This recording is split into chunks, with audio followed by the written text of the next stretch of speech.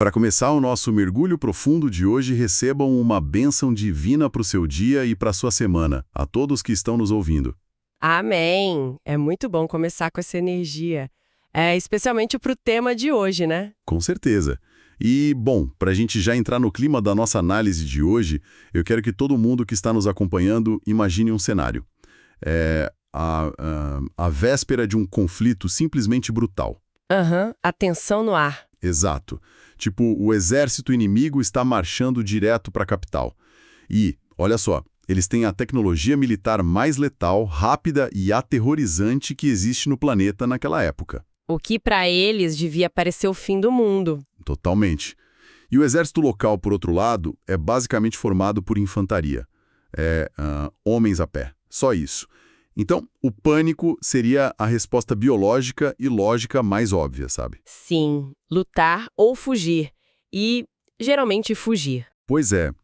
Então, a grande pergunta é: onde o líder dessa nação, o comandante supremo, passa aquelas horas agonizantes antes do amanhecer? Essa é a parte que quebra a expectativa. Muito, porque ele não está na sala de guerra revisando o mapa tático, ele não está inspecionando o arsenal, conferindo espadas, ele vai ao santuário. Uau!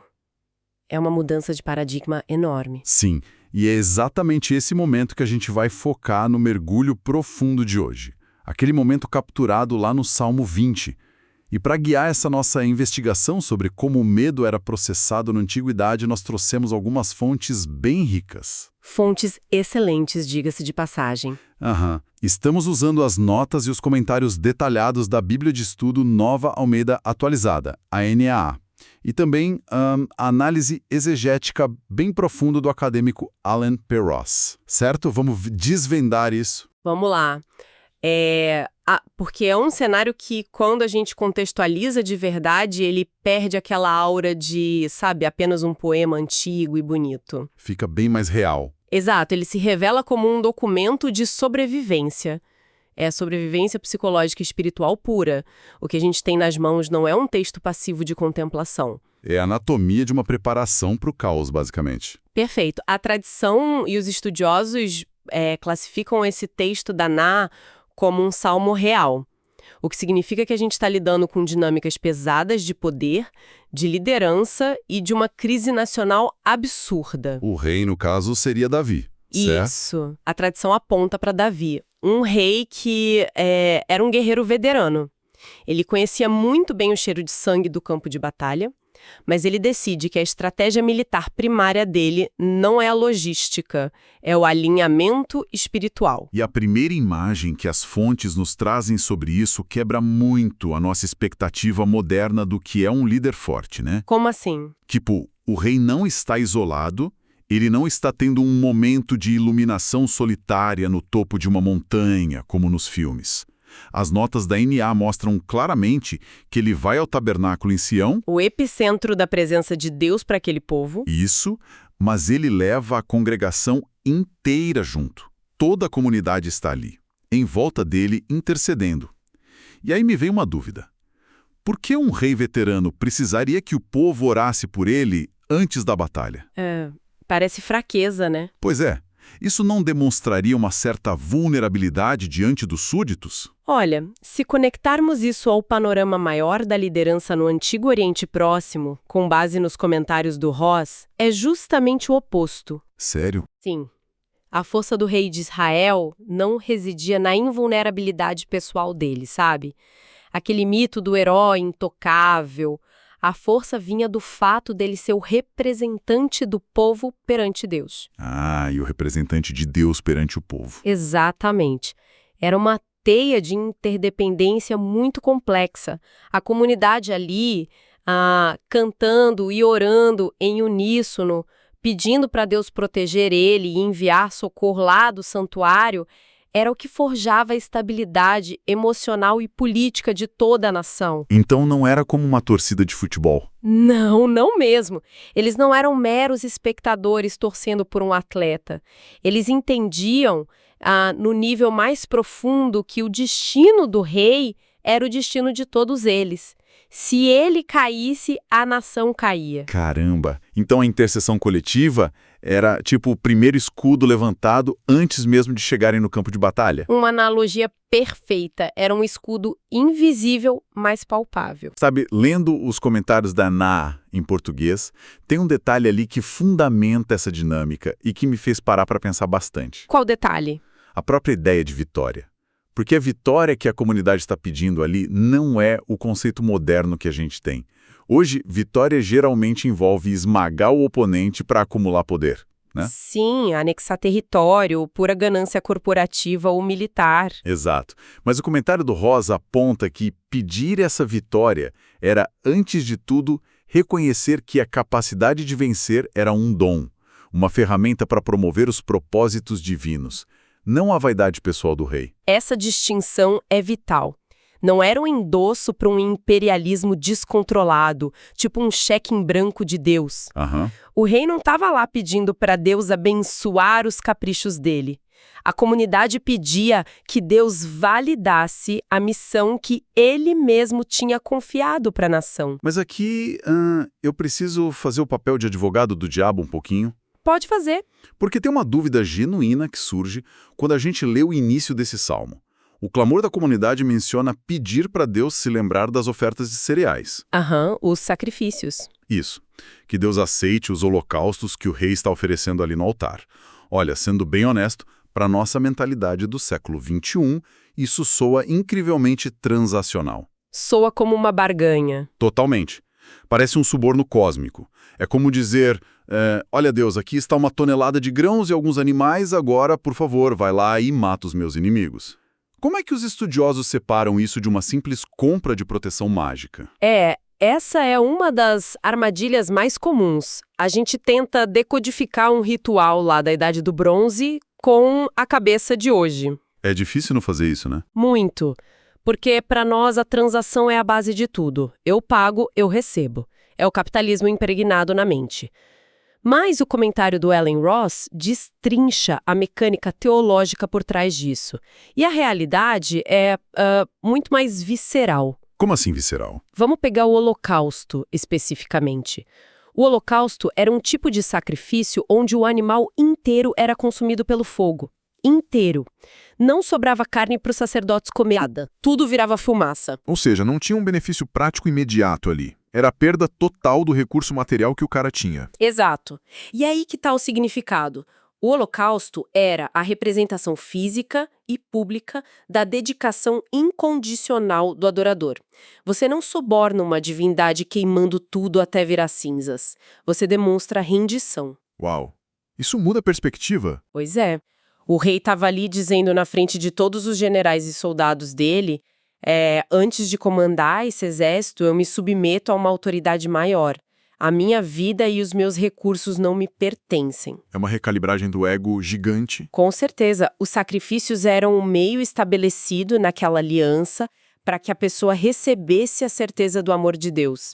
Não era uma transação comercial, era rendição total. Nossa, essa explicação muda completamente a cena na minha cabeça. É um líder esvaziando a própria arrogância antes de pegar na espada. E a congregação está assistindo a isso, absorvendo essa postura. Sim, e antecipando o que vão celebrar. A energia do texto atinge um pico de fervor ali no versículo 5. E então, o texto sofre uma ruptura narrativa absurda, parece saída de um roteiro de cinema. É uma mudança de perspectiva fascinante. Conta mais sobre essa mudança, porque ela me pegou de surpresa além do Ross. Bom, no início, você tem a multidão falando, né? É o pronome plural, o clamor coletivo alto. Mas aí, de repente, é como se a câmera cortasse direto para o rosto do rei. Um close-up fechado. Isso. E o som ambiente simplesmente desaparece. A congregação se cala. É o momento em que a sustentação da comunidade já não é mais suficiente para ele. Ele tem que assumir a responsabilidade sozinho. Exato. O líder, sozinho com a própria consciência e diante de Deus, precisa internalizar aquilo tudo.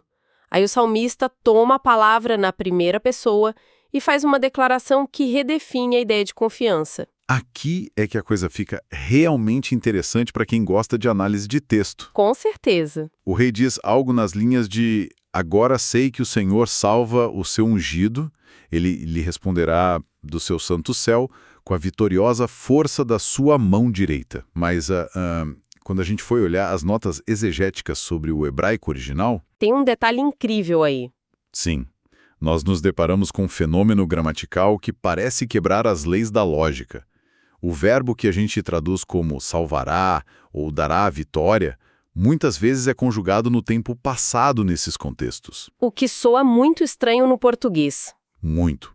Espera aí, a batalha nem começou. As espadas ainda estão nas bainhas limpas. Dizer, Deus já me salvou antes de pisar no campo, não seria, sei lá, um caso clássico de negação psicológica? Aquela coisa de ficar repetindo para ver se vira verdade. Exato. Aquele otimismo tóxico de quem está tão apavorado que começa a delirar. Como a gente diferencia essa postura do salmista de uma simples ilusão de grandeza? É um excelente questionamento. A linguística hebraica tem um nome específico para isso. Chama-se perfeito profético, ou o tempo verbal da certeza absoluta. Perfeito profético. Adorei o termo. Né? E a diferença entre isso e um delírio psicológico está na base de dados, digamos assim, em que a afirmação se apoia. Explique isso melhor. Bom, um rei apavorado que tenta inventar coragem, ele foca na própria força. Ele tenta se convencer de algo que não existe ali no momento. Mas o perfeito profético funciona de outra forma. É quando a mente processa uma promessa divina com tanta segurança que o evento futuro é percebido como um evento que acabou de acontecer. É quase como se o cérebro dele registrasse o resgate como um fato consumado. Tipo, uma memória do futuro. Perfeito. A gramática revela o estado interno do rei. Ele não está dizendo, poxa, eu torço muito para que Deus me salve. Não é um tom de esperança vaga. Não, ele está afirmando que a intervenção de Deus é uma lei do universo, é tão certa quanto a gravidade. Se eu soltar uma pedra, ela já caiu, sabe? Mesmo que ainda esteja no ar caindo, o destino é inevitável. Nossa, isso é poderoso. E o texto âncora essa certeza não num sentimento flutuante, mas na mão direita de Deus. As fontes, especialmente o Ross, conectam essa imagem da mão direita direto ao livro de Êxodo, lá no capítulo 15. O cântico de Moisés após a travessia do Mar Vermelho, certo? Isso mesmo. A mão direita na literatura do Antigo Oriente Próximo é o símbolo supremo da força executora. A força que faz as coisas acontecerem na prática. Sim, é a mão que despedaça o inimigo, a mão que dividiu o mar. Então o rei está pegando o problema atual dele, que ainda não foi resolvido, e conectando com o currículo histórico das intervenções de Deus, que é irrefutável. A certeza granítica dele vem da história, da memória, não de uma imaginação inventada na hora. Exatamente. Vem de dados empíricos do passado da nação. E essa certeza salitária que ele tem é exatamente o que prepara o terreno para o contraste mais famoso, mais repetido e, talvez, o mais mal compreendido de todo esse texto do Salmo 20. O versículo 7. Sim. Acredito que qualquer pessoa que se interesse por literatura antiga já esbarrou nesse momento. Quando o texto contrapõe o poderio bélico gigante contra o poder divino. O rei declara, uns confiam em carros de guerra e outros em seus cavalos. Nós, porém, invocaremos o nome do Senhor, nosso Deus. Esse é, sem dúvida, o clímax teológico do salmo inteiro. Sem dúvida. Mas sabe, para que o peso dessa frase não se perca num clichê de para-choque de caminhão, a gente precisa entender o terror absoluto que um carro de guerra representava na antiguidade. Não estamos falando daquelas carruagens elegantes de filme de época. De jeito nenhum. Estamos falando do ápice da tecnologia militar. Vamos detalhar isso para o nosso público, porque a distância histórica meio que anestesia a gente. Ler carros e cavalos hoje soa rústico, quase inofensivo. Soa romântico até. Sim, mas na realidade da Idade do Bronze e do Ferro, enfrentar carros de guerra tendo apenas a infantaria a pé, olha, seria o equivalente a um grupo de pessoas de bermuda segurando pedaços de pau tentando parar uma frota de tanques blindados a 80 por hora. É assustador. Uma desproporção bizarra. Total. Eram plataformas de madeira pesada, reforçadas com ferro, puxadas por cavalos que eram treinados especificamente para atropelar pessoas. E frequentemente com lâminas afiadas presas às rodas. Lâminas projetadas para quebrar as linhas de defesa e mutilar a infantaria. Exato. Para causar pânico em massa. A vantagem tática e psicológica de um exército com esses carros era insuperável por vias normais. O som daqueles cascos e do metal tremendo à terra era o som da morte inevitável chegando. Uma guerra psicológica antes mesmo do primeiro golpe. Isso. Portanto, quando o rei diz que os inimigos confiam nesses carros, ele não está zombando de uma estratégia fraca, tipo, olha lá os bobos com seus carrinhos. Não, ele está reconhecendo que o inimigo tem nas mãos o que há de mais moderno, letal e eficiente no mundo físico. A lógica humana grita ali que quem tem mais carros vence a guerra, ponto final. E as notas da Bíblia NAI fazem uma observação cirúrgica sobre esse ponto, que eu achei fantástica. O que elas dizem? Elas explicam que o erro do inimigo não estava na existência das armas. Os exércitos precisavam de recursos, é óbvio. O problema fatal, o abismo espiritual real, é quando o meio se torna a fonte última da sua esperança. Quando a ferramenta vira o próprio Deus. Exatamente. Os carros são só instrumentos. Eles quebram a roda no meio do barro. Cavalos se cansam, adoecem. E se a gente trouxesse a dinâmica brutal para a nossa realidade moderna, olha, o paralelo é assustadoramente claro. É muito direto. Nossos carros de guerra hoje não são feitos de madeira e ferro. Pois é. Quais são os nossos carros hoje? É o capital acumulado no banco.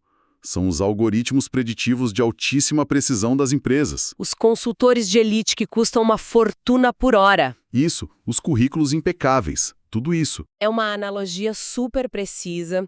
A gente enfrenta crises, né? Sei lá.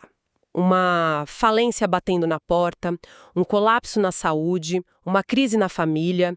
E o nosso instinto imediato é fazer um inventário das nossas tecnologias de defesa. A gente corre para checar o saldo bancário. Ou para ver qual contato influente na agenda do celular pode me tirar dessa confusão. E são ferramentas úteis, sem dúvida nenhuma.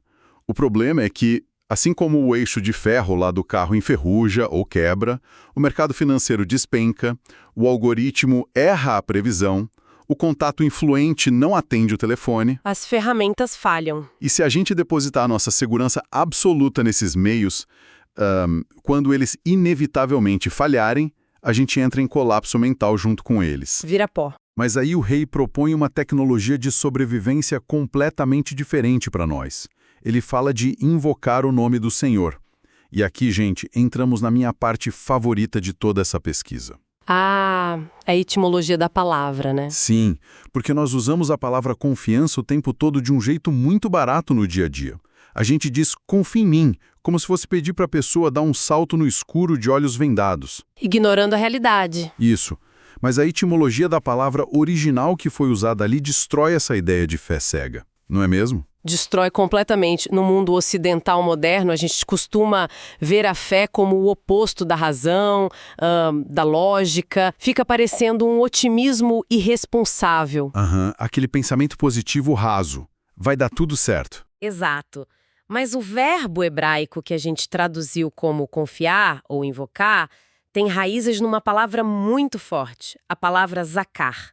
E zakar não tem nada a ver com fechar os olhos e esperar o melhor acontecer por mágica. O que significa literalmente... Significa manter na memória, relembrar ativamente, trazer à mente e ponderar com esforço. Então confiar não é olhar para o vazio. Confiar, na verdade, é um esforço cognitivo pesado de olhar para trás e analisar dados reais. Excepcionalmente bem colocado. E o objeto dessa análise de dados é o nome do Senhor. Porque no pensamento lá do Antigo Oriente, o nome de alguém não era só um crachá. Ele englobava toda a reputação da pessoa, o caráter histórico dela. Tudo que ela já provou ser pelas atitudes que tomou antes. Perfeito. Então, quando o rei aciona o Zakar, ele está ali no meio do pânico da invasão que vai acontecer ao amanhecer, e em vez de ficar hipnotizado pela quantidade de carros de guerra inimigos na colina... Ele muda o foco. Sim, ele decide ativamente revirar os arquivos da memória nacional e pessoal. Ele lembra de como Deus sustentou aquele povo todo num deserto impossível, como reinos absurdamente maiores caíram antes, como a fidelidade divina operou em crises que pareciam não ter saída. Eu amo essa mecânica. Eu fico tentando criar uma imagem na cabeça de quem está acompanhando a gente, para entender a diferença física que esse zácar provoca no corpo, sabe? Dá um exemplo. Pensa no processo psicológico de um atleta de altíssimo nível. Digamos um lutador de MMA, que está no vestiário prestes a entrar numa disputa de cinturão mundial. Aquele momento de pura tensão. Tensão, isso. E o adversário dele é assustador, nunca perdeu uma luta na vida. O medo ali é real. O cortisol está inundando o cérebro do cara. Se esse lutador focar apenas nos músculos do adversário, na envergadura dele, que seriam os nossos carros e cavalos de guerra, o que acontece? O corpo dele vai paralisar de pânico. Ele perde antes de entrar no octógono. Exato. Mas o que a psicologia esportiva manda esse cara fazer no vestiário? Assistir ao próprio vídeo de melhores momentos no tablet, revisar o histórico de vitórias dele, as horas infinitas de treino, as técnicas que já funcionaram 1000 vezes. Ele muda a química do próprio cérebro. Exatamente. Ao ativar essa memória intensamente, a ansiedade cede espaço para um foco agressivo preparado. O Zácar seria a versão espiritual definitiva desse vídeo de melhores momentos, só que focado no histórico inabalável do criador e não na própria força do lutador. É uma metáfora brilhante, porque explica perfeitamente o mecanismo da paz no meio do caos. O pânico, por definição biológica, causa amnésia na gente. Verdade. A gente esquece tudo. Quando está sob uma ameaça muito severa, esquecemos de tudo que já sobrevivemos na vida e de todas as vezes que fomos amparados lá atrás. O cérebro foca 100% no dente do leão que está na nossa frente. É um modo de sobrevivência primário. Isso. E o Zácar é o antídoto deliberado e altamente intelectual contra essa amnésia induzida pelo medo. A fé de Davi ali não era ignorância das probabilidades matemáticas da guerra. Era a introdução de uma variável superior naquela equação, toda baseada em evidências muito sólidas do passado. E o resultado prático dessa escolha deliberada de onde focar a memória é descrito de forma bem visceral logo depois. Porque a fonte nos diz que aqueles que depositaram toda a aposta existencial no poder dos carros de guerra... Eles se prostram e caem. Sim. O próprio peso da tecnologia bélica deles, quando dá errado, arrasta eles para a ruína. É o colapso completo. Mas é a galera que praticou o Zácar. Como o texto descreve? O texto contrasta a queda deles com uma firmeza absoluta. Sobre o povo que ancorou a memória no caráter de Deus, ele diz: nós, porém, nos levantamos e nos mantemos em pé. Nos mantemos em pé. E a resiliência descrita aqui não é tipo a capacidade de nunca sofrer o impacto do inimigo. É a capacidade estrutural de não desmoronar sob esse impacto. Faz toda a diferença. Muita. Quando o maquinário do mundo falha e rasteja no chão, a postura interna de quem lembrou das fidelidades de Deus se manifesta numa estabilidade física e moral impressionante. Eles ficam de pé no meio dos destroços fomegantes. É uma arquitetura de sobrevivência que funciona mesmo. Mas sabe o que é louco? Depois de nos levar até essa revelação máxima sobre a memória e a firmeza, o poema não acaba aí, isolado nessa reflexão da mente do rei. Não, ele faz um movimento circular de volta. Exato. A câmera sai da mente do rei e volta a mostrar a vastidão lá da praça do santuário.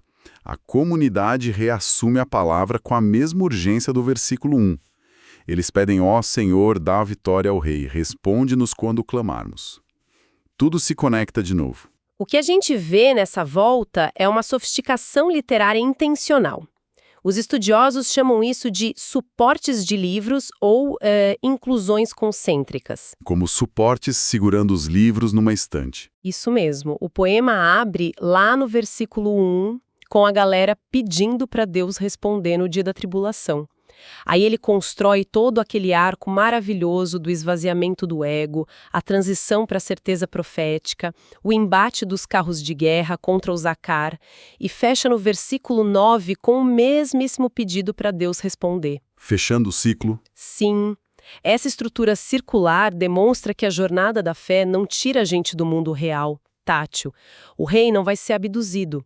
Ele ainda vai ter que sair do santuário, montar no cavalo e suar no fronte de batalha. A crise ainda está lá fora esperando ele. Com certeza.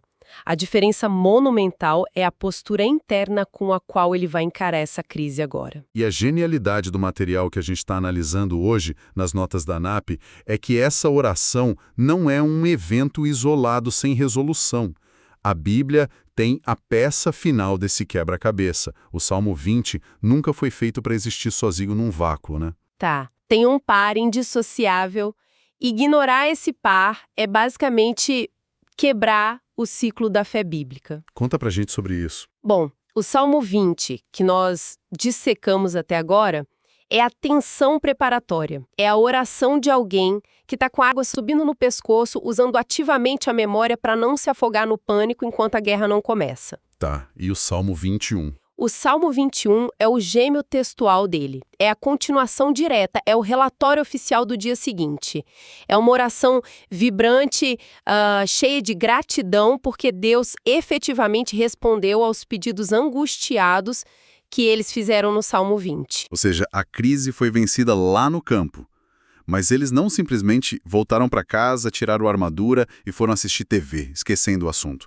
Eles voltaram para o santuário para agradecer publicamente. Exatamente. E isso é crucial. Se o Salmo 20 é o esforço pesado do Zacar, o esforço de lembrar do passado, o Salmo 21 é o ato de gerar a nova memória para a próxima crise que com certeza vai chegar. Nossa, genial. Porque a vida humana é isso, uma sucessão de batalhas interminável. É. Se você sobreviveu ao conflito dos carros de guerra do inimigo, mas não retorna para o santuário para reconhecer de forma consciente que a libertação veio de Deus, você não armazena essa experiência no seu HD interno. A memória evapora. E aí, quando o próximo inimigo aparecer na colina mês que vem, você não vai ter dados novos e atualizados para o seu vídeo de melhores momentos. A gratidão lá do Salmo 21 é o combustível genuíno que vai alimentar a confiança no futuro. É um ciclo contínuo, súplica, lembrança ativa, vitória e aí gratidão que gera uma memória nova e ainda mais forte. Caramba! Então, amarrando tudo isso para o nosso público, o que a gente tira dessa desconstrução impressionante dessa oração de guerra tão antiga? Nós descobrimos que a transição entre aquele medo paralisante diante do impossível e a certeza granítica que fala do futuro no tempo passado não é feitiçaria, não é pensamento positivo e nem otimismo tóxico. É uma disciplina rigorosa da mente. Exato. A fé que a gente vê aqui é a recusa intelectual pesada de se deixar hipnotizar pelo tamanho da ameaça que está na sua frente. É escolher de forma deliberada, vasculhar os arquivos da memória e lembrar do histórico de um Deus que nunca perdeu o controle. Um Deus que mantém as suas alianças. É entender que as ferramentas que a gente acumula na vida, nosso dinheiro, nossa influência, nossa tecnologia, são apenas carros e cavalos de guerra. São super úteis, sim, mas são péssimos deuses. Eles vão quebrar. Em algum momento eles sempre falham. E a verdadeira fonte para a gente continuar de pé, inteiros, quando a poeira da batalha baixar, reside num lugar muito além da tecnologia ou do dinheiro que a gente usa.